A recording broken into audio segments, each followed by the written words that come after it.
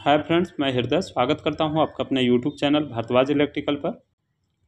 आज दोस्तों हम इस वीडियो में आपको बताऊंगा कि आईटीआई एडमिशन में क्या क्या डॉक्यूमेंट लगता है, पूरी डिटेल के साथ बताने वाला हूं। तो वीडियो के एंड तक बने रहिएगा और इसी प्रकार का लेटेस्ट आईटीआई से संबंधित अपडेट पाने के लिए हमारे चैनल को सब्सक्राइब करके हमसे जुड़ सकते हैं। तो आइए फाइनली देख ही लेते हैं।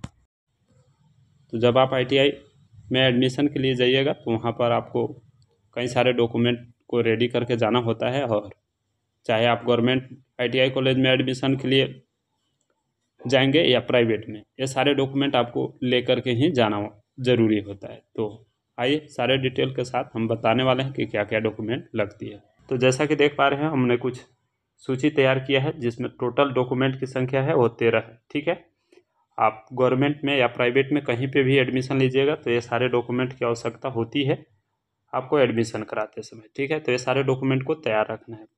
गवर्नमेंट संस्थान में ये 2 एक्स्ट्रा आपको लगते हैं, जो CML रैंक है और अलॉटमेंट लेटर।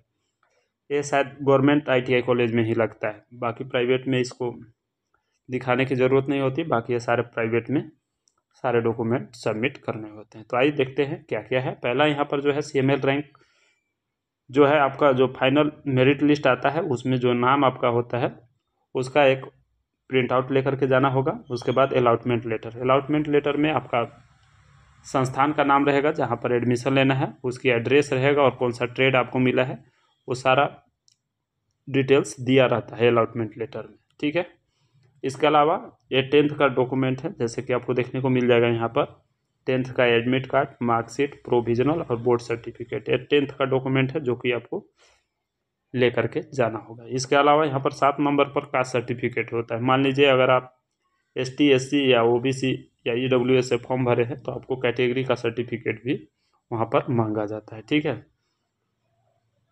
और उसके बाद यहाँ पर 8 नंबर पर जैसा कि देख पा रहे हैं रेसिडेंशियल। अब जिस भी स्टेट में फॉर्म अप्लाई करे हैं उस स्टेट का आपको अगर रेसिडेंशियल रहता है तो वहाँ पर आपको सीट अलाउट हो जाता है। अदर स्टेट जैसे कि आप मान लीजिए आप अगर झारखंड में अगर एडमिशन लेना चाहते हैं तो वहाँ का आप निवासी होना चाहिए, तभी आप वहाँ पर गवर्नमेंट में एडमिशन ले पाएंगे। ठीक है, तो ये रेसिडेंशियल भी इम्पोर्टेंट डॉक्यूमेंट है। उसके बाद यहाँ पर SLC या CLC, तो 9 नंबर पर SLC या CLC सर्टिफिकेट। ठीक है, तो इसको देना भी बहुत ज़रूरी होता है। गवर्नमेंट कॉलेज में जब भी आप एडमिशन लीजिएगा तो कहीं पर अन्य जगह पर रेगुलर कोर्स ना कर रहे हो, इसलिए यह सर्टिफिकेट लिया जाता है SLC या CLC। और मैं भी आपको सलाह दूंगा कि एक दफ़े में कोई एक ही रेगुलर कोर्स कीजिए। ठीक है, बाद में नहीं तो कई प्रकार के दिक्कतों का सामना करना पड़ता है, और आजकल हर जगह आधार से वेरीफाइड हो रहा है, तो आगे चल के दिक्कत ना हो। अगर आप मान लीजिए ग्रेजुएशन या 12th या कोई अन्य रेगुलर कोर्स कर रहे हैं तो उसको कंप्लीट कर लीजिए, उसके बाद ही आप इसे ITI को कीजिएगा। ठीक है, तो एक बार में कोई एक ही जगह से करना ठीक रहेगा। उसके बाद यहाँ पर जीरोक्स ऑफ आधार कार्ड का जीरोक्स भी लगता है।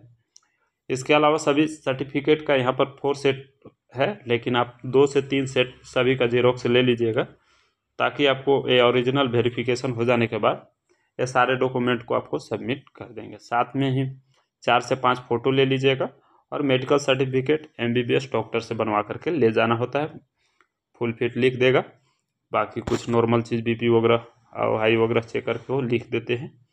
ओनली मोहर और साइन होना चाहिए, बाकी वो अपने माध्यम से मेडिकल बना करके आपको दे देते हैं। इसके अलावा एक और डॉक्यूमेंट आवश्यकता पड़ती है जिसको हमने यहाँ पर लिखना मेंशन करना छोड़ दिए, पासबुक। बैंक पासबुक भी देना होता है। कभी कभी स्कॉलरशिप या कुछ भी ड्रेस वगैरह का पैसा आता है तो आपके अकाउंट में सीधा भेजा जा सके, इसलिए कहीं कहीं ये भी जमा कराया जाता है। तो ये पूरी डिटेल्स है जो आपको मैंने बता दिया। ठीक है, तो ये सारे डॉक्यूमेंट तैयार करके आप ज़रूर जाइएगा, आपका वहाँ पर एडमिशन आसानी तरीक़ा से मिल जाएगा।